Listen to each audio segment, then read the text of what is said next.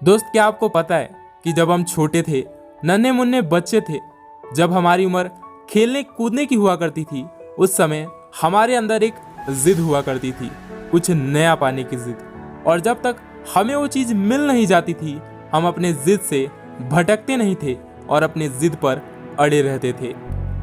लेकिन आज हम बड़े हो गए हैं और शायद कहीं ना कहीं हम उस जिद को भी भूल गए हैं।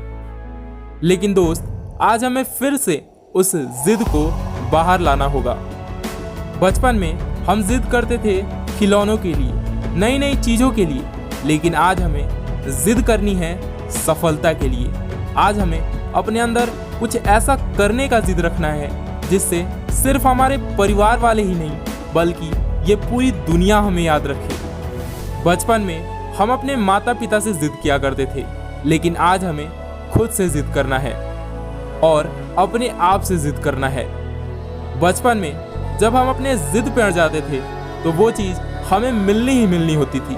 उसी तरह आज फिर से हमें अपने जिद पे अड़ना है और जिद को तब तक रखना है जब तक हमें सफलता नहीं मिल जाती।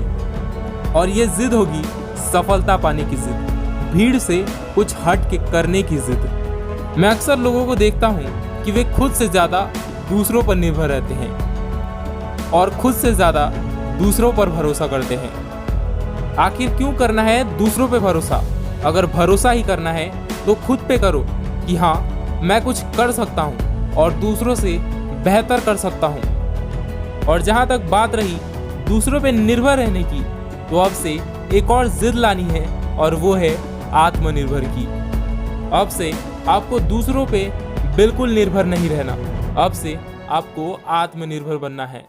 और अंत में बस इतना ही कहना चाहूँगा कि मंजिलें बड़ी जिद्दी होती हैं, हासिलें कहाँ नसीब से होती हैं, मगर वहाँ तूफान भी हार जाते हैं जहाँ कश्तियाँ जिद पर होती हैं। भरोसा ईश्वर पे है तो जो लिखा है नसीब में वही पाओगे, मगर भरोसा खुद पर है तो ईश्वर वही लिखेगा जो तुम चाहोगे।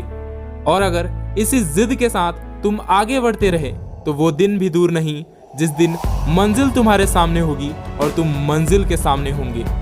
तो दोस्त, क्या इरादा है? फिर से वो बचपन वाला जिद पकड़े, लेकिन इस बार ये जिद होगा सफलता पाने का जिद, कुछ हट के करने का जिद। तो इसी के साथ हमेशा एक जिद के साथ आगे बढ़ते रहिए। मैं मिलता हूँ आपको अपनी अगली वीडियो में, तब तक के लिए जय हिंद, जय भारत, वंदे मातरम।